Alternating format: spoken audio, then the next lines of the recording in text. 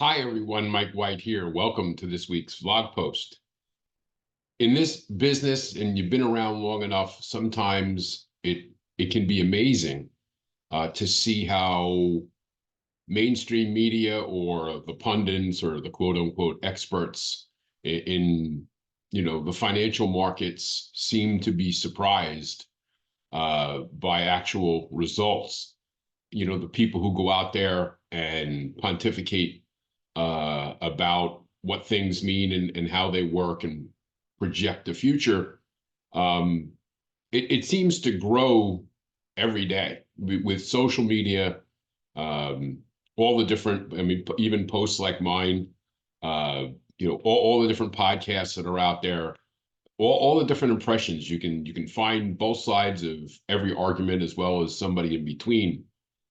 But it never ceases to amaze me the sheer number of quote unquote experts that get surprised, especially those who are in key government positions or key analysts for major networks or companies.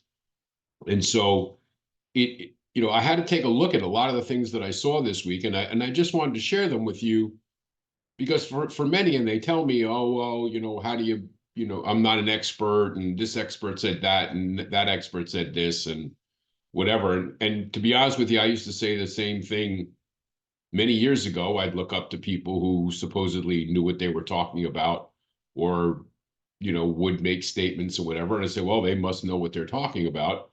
And as the years go by, and I get into the coaching and training business, and I have clients and whatever, and then I get paid to speak to people. People come to my podcast or my blog posts or the things that I write or my website, or they come see me speak.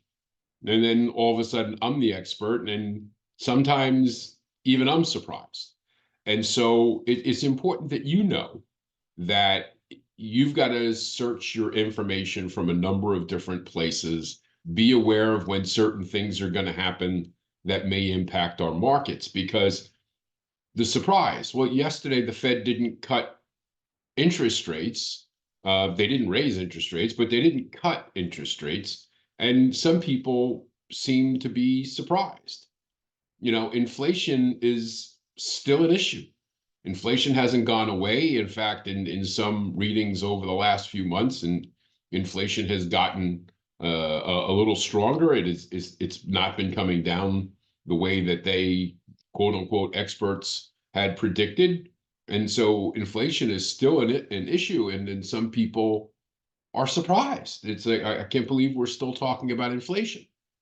The next piece about that is, again, the experts, and they talk about the economy and where the economy is going to go into recession, the economy is going to continue to, move forward, the economy is going to heat up, the economy is going to have a soft landing.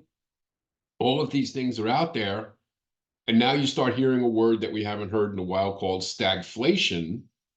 Stagflation, is prices are still going up and the economy, begins to slow down, and we see limited economic growth. And again, now that's a real possibility. And some people, again, seem surprised. Now, other people will tell you that that's a sign that we're in for the so-called soft landing, that the Fed did what they did. It worked out. We didn't crash the economy. We didn't overheat the economy. But now the word stagflation is out there, and some people are surprised. The government keeps spending money on things that it doesn't have money to spend on, so it has to continue to borrow at record paces. The Treasury Department is struggling to keep pace with the demands of the government in funding the government at higher and higher prices. They even trying to come out with new forms of funding, which is having its challenges trying to put in place because there's only so much money out there. And so the Fed is having trouble paying for this enormous debt at higher and higher interest rates, which is costing even more and more money, which the government has to go out and borrow, which is causing an issue. And some people are surprised. Credit card debt keeps hitting new records. The consumer continues to spend money doesn't have, just like the government. So while that keeps setting, new records, some people are surprised. And we look at this and saying, now we've seen rents join the fray of now rents are on their way back up. Rents had been coming down, rents have turned the corner and started to go back up. There was no housing bubble. Housing prices continue to rise, and some people are surprised. So we take that a step further. And as I've told you since this came out with the NAR settlement, judge has not made a ruling on this thing. Nothing is etched in stone. None of the parameters are out there in writing that says this is what's happening. And when people are out there saying and talking about this thing like it's actually going to happen in July. And the more we look at this and saying, people, it's the beginning of May, nothing has been ruled on by the judge. We have no information to share. There are no legal documents that we're going to be able to use that are approved by the parties involved, much less the 50 states that have input in this. I think it's going to be much longer than people think before any of this gets ironed out and becomes official and we see the paperwork that everybody has to abide by. And yet people are surprised. So the key here is, look, don't get surprised. It's important to have places where you're going for your information, multiple sources, see what it is that they're saying and understand the why behind it. Yes, you can be wrong. You can interpret the information wrong. I interpret information wrong.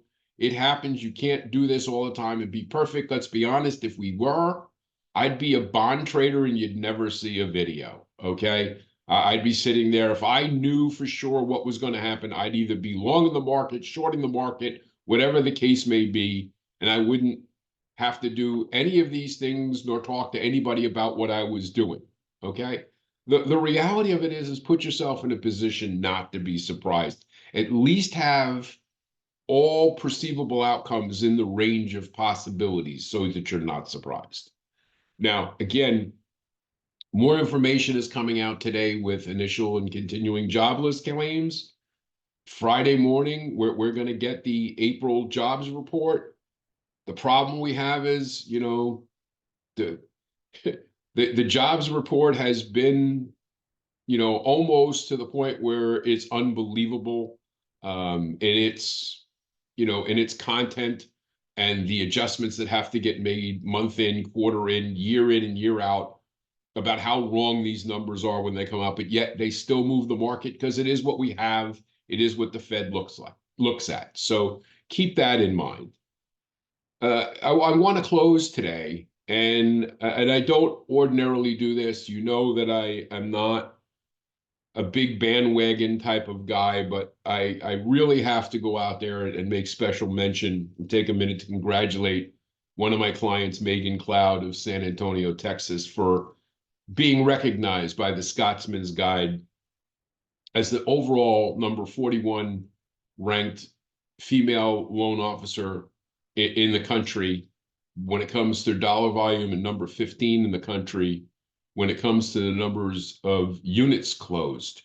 It's an absolutely awesome recognition for somebody who years ago I met through my wife at a company retreat. I spoke there. She was new to the company. My wife had met her and spoke to her. My wife came back and told me that she had met this young lady who she thought was really bright and brilliant, and that I really needed to help her get to where she could go. And I found her, we talked. I realized that, she had all the makings and all the ability in the world to do really well in the mortgage business. We started working together, and I continue to watch her grow.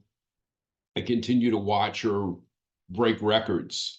I continue to watch her do things that are more than just impressive, and her commitment to her community as the number one loan officer in San Antonio, that's saying a bunch. the person who is so committed to helping people get into homes. You don't know many people in our industry who will spend more time and more energy and months, if not years, helping people achieve home ownership for the first time, as well as taking care of the clients that she has overall. And I believe that this is still just the tip of the iceberg, because she's one of the few originators in this country last year who had a more productive year last year than she did the year prior to. And we all know how challenging 2023 was for everyone in the mortgage business. So I just wanted to take a time to give her a shout out and say, you know, women in general are an often underrated force in the mortgage industry. I don't know why that is. I have spent my entire career surrounded by really productive, profitable, brilliant, producing women in the mortgage business. The fact that this is one of those things that tends again to surprise people is beyond me, but it's to the benefit of all other women in this business, that they're often taken lightly and nobody sees them coming until they are outperforming all of their constituents, all of their, compatriots in the business, in their marketplaces. Because I haven't found many marketplaces out there where you couldn't go in and find some really significant impact being made by women in the mortgage business. So I wanted to say that. I wanted to get that out there. I wanted to congratulate Megan, and let her know that her story is a great story, and many of you should be aware of. And for me, in my career, it's one of those stories that is certainly a highlight of everything that I've done and accomplished in this industry. And it's amazing for me to sit here and acknowledge people who do better in this business than I ever did, that amaze me at their ability to do some things that many wouldn't have thought possible. So I just want to put that out there. As always, pay attention to what's going on in the markets today and tomorrow. If you have any questions, Mike, imtcoaching.com. We'll talk to you again next week. Take care.